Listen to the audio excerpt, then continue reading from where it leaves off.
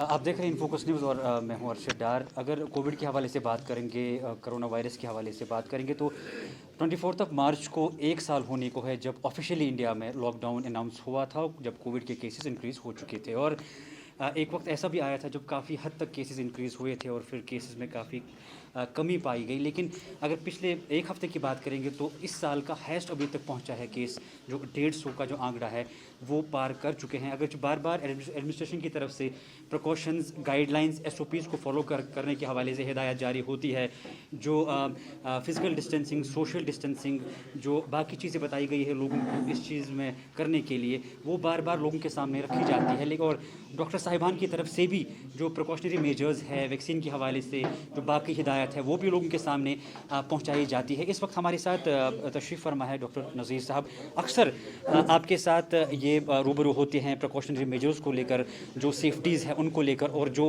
किस तरह से हम इस कोविड से निजात पा सकते हैं उन चीज़ों को लेकर, और भी मज़ीद इनसे बात करेंगे। डॉक्टर साहब, आपका बहुत बहुत खुशामदीद। अक्सर आप लोगों को हिदायत देते रहते हैं कि किस तरह से हम इस कोविड से निजात पा सकते हैं, किस तरह से अपने आप को, अपनी फैमिली को आप बचा सकते हैं। सेकेंड स्ट्रेन आ चुका है। अगर जो बार बार सरकार की तरफ से और आपकी तरफ से, एडमिनिस्ट्रेशन की तरफ से हिदायत जारी होती है कि मास्क लगाइए, सोशल डिस्टेंसिंग मेंटेन कीजिए, फिजिकल डिस्टेंसिंग मेंटेन कीजिए, लेकिन अभी भी लोग, जहाँ तक आपने भी खुद जायज़ा लिया होगा, लोग इस चीज़ को सीरियसली नहीं ले रहे हैं। तो किस तरह से आप इस चीज़ को देखते हैं और उन लोगों के लिए क्या कहना चाहेंगे आप?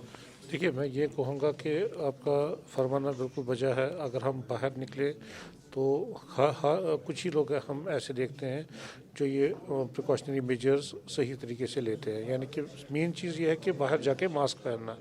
लेकिन मैं यही कहूँगा कि ये कोई बहादुरी का काम नहीं है कि कोई बिना मास्क पहने घूमे और बहादुरी दिखाए कि मुझे कुछ नहीं होगा।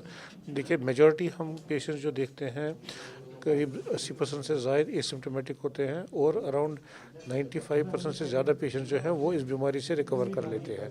लेकिन ये वही जानता है जो बाकी 5% पेशेंट जो हमारे यहाँ अस्पतालों में एडमिट होते हैं, जिनको ऑक्सीजन की ज़रूरत पड़ती है, या खुदा न खास्ता जो अपनी जान से हाथ धो बैठते हैं, उनसे या उनकी फैमिली से आप पूछ सकते हैं कि उनके थ्रू क्या गुजरती है जब वो इस बीमारी में मुबतला होते हैं।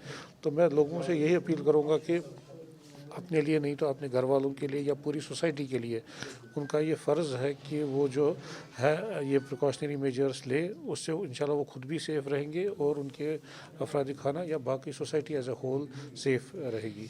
वैक्सीनेशन ड्राइव के हवाले से बात करेंगे, जो सीरीज़ वाइज चली है, जो पहले आपने हेल्थ वर्कर्स को केसेस स्टार्ट किया था, कितना कामयाब आप रहे हैं वैक्सीनेशन ड्राइव के बाद? और काफ़ी मिसकंसेप्शन भी देखा गया है, मिस इन्फॉर्मेशन भी देखी गई है इस वैक्सीन को लेकर, तो किस तरह से अवेयर लोगों को आप करना चाहेंगे? देखिए, वैक्सीनेशन के लिहाज से मैं यही बोलूँगा कि हमने फर्स्ट ड्राइव में हेल्थ केयर वर्कर्स को वैक्सीनेट कराया था। उसके बाद अकॉर्डिंग टू प्रोटोकॉल, जो एडमिनिस्ट्रेटिव प्रोटोकॉल आया था, फ्रंट लाइन वर्कर्स, और उसके बाद 60 साल से ज़ायद वाले बुज़ुर्ग या 45 से ज़ायद वाले जो और बाकी बीमारियों में मुबतला है। तो लोग थोड़े से हिचकिचा रहे हैं इस वैक्सीनेशन को लेके, क्योंकि काफ़ी मिथ्स और मिस इन्फॉर्मेशन पास ऑन हुई है बिकॉज ऑफ सोशल मीडिया, जिनमें कोई सदाकत नहीं है। देखिए, आप खुद भी देखेंगे कि आप खुद रिपोर्टिंग करते हैं कि पिछले जब से वैक्सीनेशन का अमल आया है तो करीब 5-6 लाख लोगों का तो वैक्सीनेट हुआ है पूरे हमारी यूटी में। लेकिन हमने अभी तक कोई ऐसा पेशेंट नहीं देखा हुआ है जिसको कोई सीवियर, कोई एडवर्स साइड इफ़ेक्ट हो जाए या किसी की खुदा न खास्ता डेथ हुई हो। ये बाकी लोकल जो स्मॉल एडवर्स इफेक्ट्स होते हैं, जैसे फीवर आना या पूरे बदन में दर्द होना या लोकल साइट पे जहाँ पे वैक्सीन लगता है वहाँ पे पेन होना, ये तो नेचुरल साइड इफ़ेक्ट्स हैं और ये इसी वैक्सीन के साथ नहीं, हर किसी वैक्सीन के साथ एसोसिएटेड होते हैं। इवन जो बच्चों में वैक्सीनेट करते हैं उनमें भी फीवर वगैरह आ जाता है। तो इसमें घबराने की कोई बात नहीं है, उनको आगे आना चाहिए और जब भी अपनी बारी आए वैक्सीनेट करके अपने आप को और बाकी लोगों को भी इससे सेफ्टी मिल जाएगी। पेरेंट्स के हवाले से बात करेंगे, क्योंकि पहले ही 1 मार्च से स्कूल्स ओपन हुए थे, अब छोटे बच्चे भी स्कूल जाने लगे हैं, और पेरेंट्स का ये कंसर्न है कि क्या हमारे बच्चे स्कूल्स में सेफ़ है, और स्कूल्स के लिए क्या हिदायत आपकी तरफ से होनी चाहिए, कौन सी इंस्ट्रक्शंस होनी चाहिए जो स्कूल्स में, क्योंकि पेरेंट भी हमेशा अपने बच्चों की सलामती ही चाहते हैं। देखिए, पहली बात तो मैं ये कहूँगा कि बच्चे जो होते हैं, जो भी अभी तक हमने देखा है, जो बच्चों के जो इस इन्फेक्शन में मुबतला हुए हैं, बच्चों में ऐसे हमने कोई या तो मामूली सिम्टम्स देखे हैं या माइनर सिम्टम्स देखे हैं, और अल्हम्दुलिल्लाह अभी तक वैसा कुछ नहीं हुआ है किसी बच्चे को जो इस इन्फेक्शन में मुबतला है। लेकिन बच्चा एक कैरियर बन सकता है इस वायरस का। अगर कोई बच्चा स्कूल में इन्फेक्ट हो गया तो वो घर जाके बाकी को ये इन्फेक्शन फैला सकता है। इसलिए जो भी एडमिनिस्ट्रेटिव एडवाइजरीज़ स्कूल्स के लिए इजरा हुई है, तो उस पर स्ट्रिक्टली अमल करने की ज़रूरत है। ये इतना ही नहीं कि सिर्फ एक क्लासरूम में जहाँ पे ऑलरेडी 50% ही अटेंडेंस अलाउड रहती है, वहाँ पे भी पूरा जो 6 फीट की डिस्टेंस वहाँ पे मेंटेन करनी है बिटवीन स्टूडेंट्स, या मास्क पहनना, ये स्कूल के क्लासरूम में नहीं बल्कि स्कूल के बाकी हिस्सों में भी, जहाँ एंट्री पॉइंट्स हो, एग्जिट पॉइंट्स हो, या क्लासरूम्स के बाहर प्ले ग्राउंड्स हो, या इसके अलावा वॉशरूम्स वगैरह हो, पानी पीने की जगह हो, या स्टाफ रूम्स में।